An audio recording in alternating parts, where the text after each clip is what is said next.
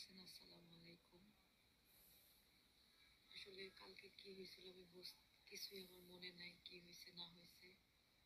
পরে আমার বান্ধবী ভিডিও আমাকে দেখাইলো যে পুলিশ আমার বারান্দা বুরান্দা গ্লাসের ভাঙ্গে ঠেঙ্গে আমাকে হসপিটালে নিয়ে আসছে। আমার কিচ্ছু মনে নাই।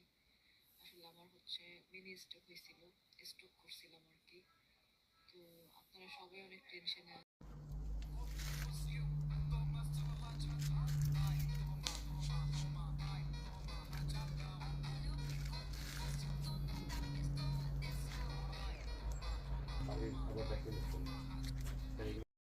ভালোবাসাটা অনেক গভীর হয়ে গেল। সেও যখন আমার আমার উপর একটা নির্ভরতার জায়গা পেয়ে গেল, তখন কিন্তু সে আমাকে ১-২ বার ওইসব জায়গায় নিয়ে গিয়েছিল।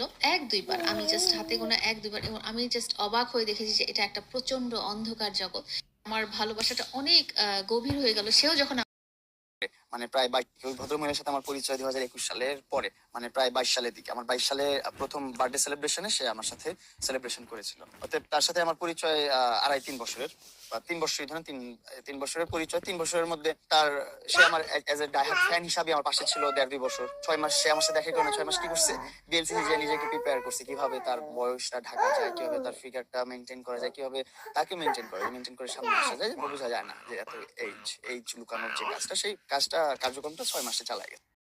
ভালোবাসাটা অনেক গভীর হয়ে গেল। সেও যখন আমার আমার উপর একটা নির্ভরতার জায়গা পেয়ে গেল, তখন কিন্তু সে আমাকে ১-২ বার ওইসব জায়গায় নিয়ে গিয়েছিল। ১-২ বার। আমি জাস্ট হাতে গোনা ১-২ বার, এবং আমি জাস্ট অবাক হয়ে দেখেছি যে এটা একটা প্রচন্ড অন্ধকার জগৎ। আমার ভালোবাসাটা অনেক গভীর হয়ে গেল। সেও যখন